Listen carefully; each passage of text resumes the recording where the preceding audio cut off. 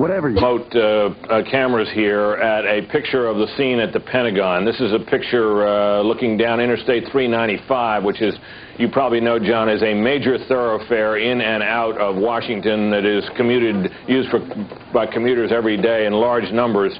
And we're getting a sense that, from a reporter out there at the scene, has just said that there's been another loud bang out there, whether that is a further explosion initiated in an attack or whether it is simply a secondary blast, the result of the continuing fire. But the situation there at the Pentagon continues to evolve. We'll keep you posted. All right. Britt Hume in Washington, thank you. Our Rick Leventhal is on the ground in Lower Manhattan, where these scenes of chaos and utter confusion are just mind-numbing. Rick, go ahead. Rick is not able to hear me, but this is the scene in Lower Manhattan where the upper floors of the World Trade Center, Tower 1, apparently have completely collapsed. 5 blocks from the World Trade Center, and we were standing here when there was some sort of collapse or explosion, and everyone started running in this direction. Police officers, pedestrians, EMTs, everybody came running this way. I saw a woman pushing a baby carriage, running for her life, and right behind them was a huge cloud of billowing smoke and ash and debris coming this way. The smoke is obviously cleared somewhat. Ma'am, she's with DCPI. Can you talk to us for just a second? Bring us up to speed. Obviously, people have their hands full out here. It's not easy getting anyone to talk. Yeah, tell me where you were, what happened, what did you see, what did you hear? First I went on Canal Street, I saw the fire. I saw the 2 buildings. I think it was a bomb because 2 of them. Anyway, when I got there, I tried to save people because I'm a doctor. When I tried to save people, the moment we heard a big explosion coming down, everything just went black. Everything came down, glass started popping, people got hurt, stuff went on top of them, and it was a big explosion. Everything got dark, real dark, like snow. You can see behind me, oh, this is not snow, this is all from the building. It was a terrible nightmare. Where exactly were you standing when this happened? I was standing right in front of the World Trade Center. So you were down the block here? And right you came there in the middle. Right, yeah. Did you get hurt at all? No, not me. Did you see anyone around you getting caught up in it? Yeah, I was with the firemen. We got hurt. We all went inside to this dark. We went inside the building where everything happened, but we came out alive.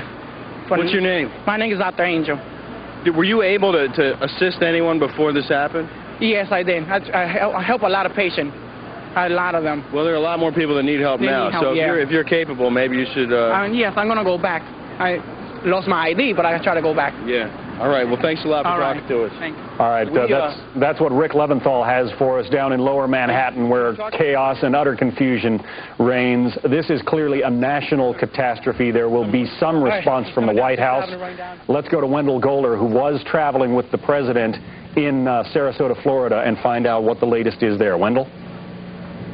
John, the president left Sarasota, Florida. Air Force One took off just a short while ago. Mr. Bush returning to Washington to convene a meeting of his national security advisors, including the vice president, the heads of the CIA, the National Security Agency, and the FBI, and also New York Governor Pataki.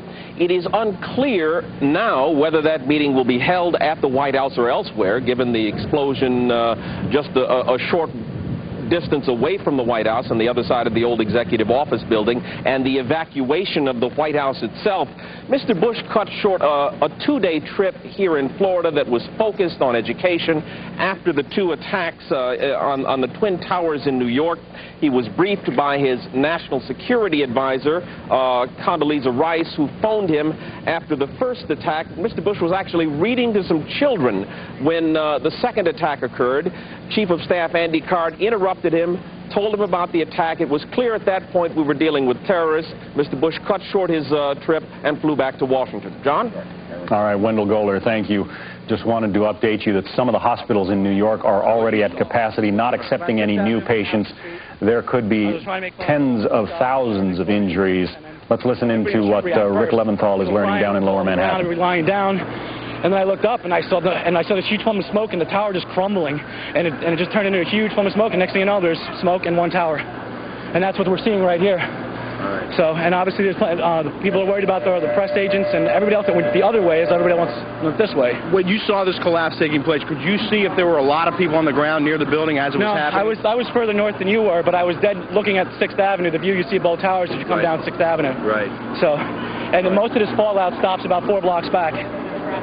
Give me a look down this way, Pat. You know, it does sort of look like beyond a few blocks down, it looks almost clear, but it's anything but over here. I live at 25 Lawrence Street, a couple of blocks from here. I'm all the time hanging out in the corner on the liquor store this morning. I saw the plane coming this way in the spot, goes factory directly to the building. Was this the first plane or the second plane? That was the first plane. The second plane, this no second plane. It was a bomb. Bombed in the building, not second plane. That was a bomb. Who said the second plane? That's what we're told, the second plane. No, we saw it on television. Everything. All right. Thanks a lot. This is...